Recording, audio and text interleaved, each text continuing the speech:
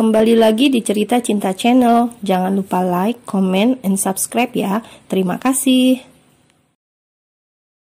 Waktu bergerak menuju tengah hari, matahari semakin terik. Sebelum memasuki jam makan siang, waktu zuhur datang.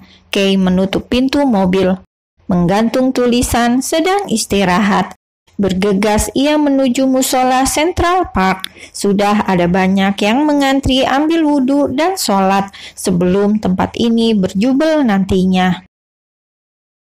Selesai sholat, pertempuran dimulai. Gerai kuliner menjadi lebih ramai. Jam makan siang adalah waktu tersibuk. Pedagang berjalan ke sana kemari untuk mengantarkan pesanan. Gerai siomay juga diserbu pembeli. Dengan 20.000 kalian sudah bisa mendapat 5 buah siomay. Ukurannya juga besar, jadi sudah mengenyangkan. Untuk yang tidak mau makan siang dengan nasi, makan seporsi siomay sudah lebih dari cukup. Dengan cekatan, Kay menyiapkan pesanan pelanggannya. Antrian mengular, ada yang memilih mengalah duduk atau mencari minuman terlebih dahulu di gerai lain, lalu kembali dengan muka masam karena antrian tidak berkurang. Akhirnya ikut berdiri menunggu giliran. Oke, 1 porsi ya, udang sama rumput laut sama beef. Oke kakak. Pelanggan rata-rata sudah mengenalnya. Di food truck warna merah itu juga tertulis namanya, Gerai Siomay Central Park. Nama Kay tertulis lebih kecil, namun jelas terbaca. Dekorasi mobilnya adalah hasil karya adiknya. Kehidupannya sudah menyatu dengan taman kuliner ini. Ia menjadi bagian dari para pekerja yang lapar, wajah yang lelah, obrolan yang terkadang penuh keluhan. Tentang pekerjaan, tentang bos yang tidak mau mengerti, tentang pacar yang cemburuan, atau gaji yang tidak cukup sampai bulan depan. Semua orang memang selalu punya masalah sendiri-sendiri dan berjuang untuk bertahan hidup dengan caranya sendiri.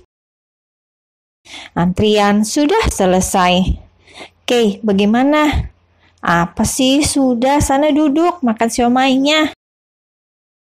Bukan itu, yang kemarin bagaimana? Apa? Jadi pacarku. Kakak, cari pacar kok pedagang siomay, tidak berkelas sama sekali seleranya. Lihat tuh. Kay menunjuk ke arah mbak-mbak cantik yang sedang makan nasi padang di gerai lain. Itu kalau mau cari pacar, cantik, berkelas, pintar. Kalau Kay mah apa kakak? Oke, mereka sudah biasa, banyak juga di kantor kakak. Kakak kan sukanya sama Kay. Tetap bertahan berdiri di depan area yang dipakai mengantri.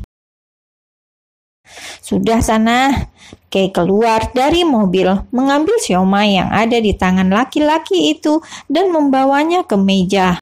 Tapi laki-laki itu tetap berdiri di dekat mobil. Kay kembali masuk ke dalam mobil. Dia duduk. Kakak, aku itu masih SMP, belum boleh pacaran. Bohong lagi, mana ada anak SMP yang jualan siomay jam segini. Anak SMP itu seharusnya di sekolah sekarang, belajar. Kakak, aku itu, sudahlah, males meladeni kakak. Jam makan siang berakhir. Kay membersihkan meja dari piring-piring plastik dan membuang sampahnya yang tersisa. Ada saja yang masih meninggalkan bekas makannya di meja. Mengelap meja dan merapikan kursi. Dia masih duduk di sana sambil minum es degan yang dipesannya di gerai degan. Memandang Kay tanpa tersenyum penuh intimidasi. Laki-laki itu bernama Juni. Mungkin dia lahir di bulan Juni, bekerja di bank swasta besar. Kantornya sekitar setengah jam dari Central Park. 2 bulan lalu, sejak pertama datang ke gerai kuliner, ia mengaku jatuh cinta pada pandangan pertama. Bukan hanya lidahnya, tapi juga pada senyum manis gadis imut yang selalu tersenyum, bahkan di saat lelahnya melayani para pembeli yang kadang berebut dan tidak tahu aturan mengantri. Dan setelah itu, hampir setiap hari di jam kantor, dari Senin sampai Jumat, ia selalu datang untuk membeli siomay dan duduk berlama-lama di sana, memandang pedagangnya. Sampai seminggu yang lalu, akhirnya ia menyampaikan perasaannya. Dan gadis manis itu menundukkan badan hormat, berterima kasih bahwa ia telah menyukainya, tapi dengan tulus meminta maaf karena tidak bisa membalas perasaan itu. Seminggu ia tidak datang, mengubur kecewa dan sakit hati, namun ternyata sulit menghapus bayangan wajah itu. Akhirnya ia memutuskan untuk kembali berjuang. Ia datang lagi karena ia yakin cinta harus diperjuangkan dan wanita akan melihat ketulusan dari perjuangan laki-laki yang menyukainya. Begitu yang ia ketahui, ia baca dari buku-buku cara menaklukkan wanita. Ia masih duduk diam di sana. Kay melihatnya lama setelah ia selesai berbenah, lalu berjalan mendekat. "Apa kakak tidak terlambat kembali bekerja?" tanyanya pelan. Juni menatapnya lekat.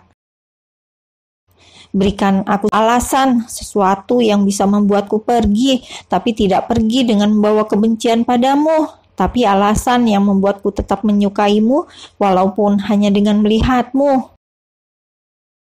Kay terdiam. Untuk beberapa waktu dia hanya mematung, memandang ke arah Juni yang juga menatapnya lekat. Alasan apa? Dia bahkan tak punya alasan apa-apa. Selain bahwa dia merasa tidak pantas dan juga tidak memiliki perasaan yang sama. Tapi jika ia mengatakannya, apakah bisa membuat Juni mengerti? Kak Juni bisa tetap datang. Kalau sampai suatu hari nanti perasaan Kak Juni tidak berubah, aku akan memikirkannya. Benarkah? Wajahnya berubah senang. Iya, tapi aku yakin Kak Juni akan bertemu dengan wanita lain, wanita yang memang sangat pantas berada di samping kakak, dan itu bukanlah aku. Itu bukan alasan yang ingin ku dengar, katanya masam. Ia memilih melihat ke arah lain lalu beranjak pergi, meninggalkan Kay yang masih berdiri diam. Namun baru beberapa langkah ia berbalik, berdiri tepat di hadapan Kay. 5 menit ia hanya membisu, pandangan mereka bertemu cukup lama. Kay, tegakkan kepalamu. Kau itu spesial.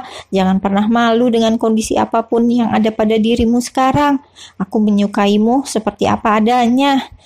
Lalu dia pergi tanpa mendengar jawaban apa yang keluar dari mulut Kay. Terima kasih, Kak. Lirih, bahkan hanya hatinya yang mendengar. Telah menganggapku spesial. Bagaimana mungkin dia bisa menilai dirinya dengan bangga, karena memang nyaris tak ada apa-apa yang bisa ia tampakkan sebagai sesuatu yang membanggakan, selain bekerja keras, dengan segala daya upaya yang bisa ia lakukan. Setelah menghitung uang dan memasukkannya dalam tas, ia mulai membersihkan peralatan, menyusun meja dan kursi, mengembalikannya ke dalam gudang taman. "Bibi, aku pergi dulu ya." "Iya, Kay, sudah habis ya?" "Iya, Bi, pergi dulu." Kay melajukan mobilnya, meninggalkan gerai kuliner. Siomay Central Park, Kay. Mampir ya, dijamin bakal ketagihan. Buka jam 9 pagi sampai jam 3 lebih sedikit. Kay tunggu. Tulisan di food truck Kay. Cerita mengenai Central Park sekilas. Central Park ini adalah nama sebuah taman kota. Gerai kuliner resmi yang disediakan pemerintah kota adalah salah satu fasilitas di taman ini. Tanpa ada biaya sewa, para pedagang bisa berjualan di sini. Akan tetapi ada kontrak tertulis bermaterai yang harus ditandatangani. Para pedagang hanya boleh berjualan sampai jam 6 sore. Itu salah satu pasal yang harus dipatuhi para pedagang. Jika pedagang melanggar pasal-pasal yang telah disepakati, maka bisa saja mereka diusir dari gerai, sehingga secara tidak langsung kesadaran untuk menjaga fasilitas itu sangat penting. Karena apa? Karena disinilah para pedagang mencari penghidupan mereka. Selepas gerai kuliner tutup, taman ini akan menjadi tempat wisata ilmu dan budaya. Akan ada 2 bus bertingkat 2 yang berisi buku-buku. Perpustakaan malam, begitulah disebutnya.